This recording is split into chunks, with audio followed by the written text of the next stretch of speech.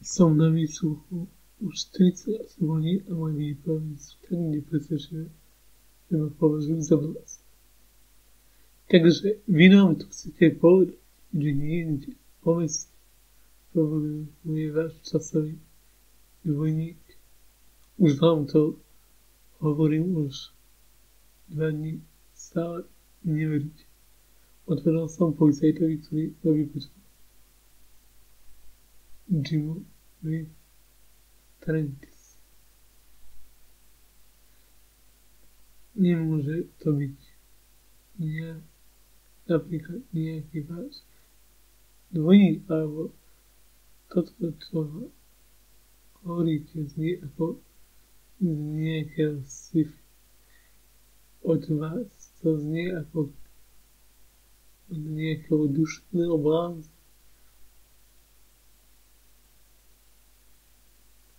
ktorého to v hlave nemá veľmi v poriadku. Odrazu do vypočúvacej miestnosti vošiel ďalší muž približne vo veku svojho kolegu. Tak správno hovor, pán Smith, lebo toto, čo nám tu hovoríte, nemá hlavu ani petu. Som človek, ktorý urobil niečo prelo a tým myslíte, čo stroj času. Nekecajte, odpovedal ten druhý vyšetrovateľ. Myslím si, že tento výsluch nikdy nevedie, povedal ten starší strážnik. Dajme si predstavu, povedal ten starší. Po pár minútach prišiel ten mladší strážnik a sadol si na stoličku a povedal, neviem, čo si mám o vás myslieť, ale stále trváte na svoj, lebo je to pravda. Zmenili ste sa svoj čas. Ako vyzerá?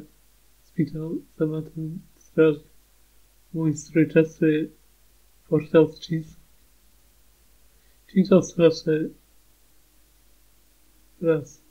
Ste teoretický fyzik, zaobili ste sa čarovným dierom. Čítal som vaša práca. No,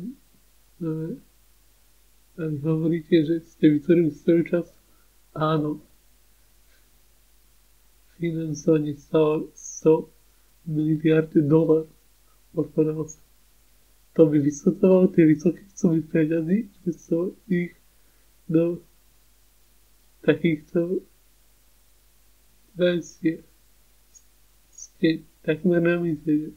To by som chcel vedieť, čo platíte príjmy do poistku.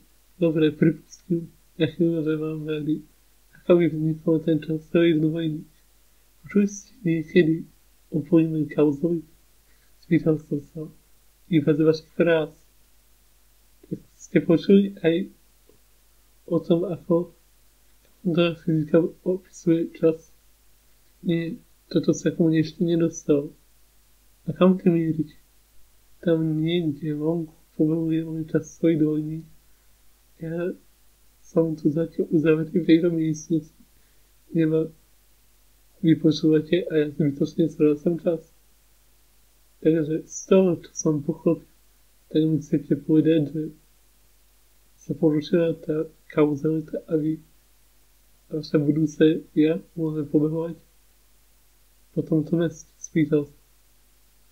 Áno, presne toto chcem povedať. Odpovedal som. Nie je to šialene, ale ste uznávaný fyzik. Mám otázku.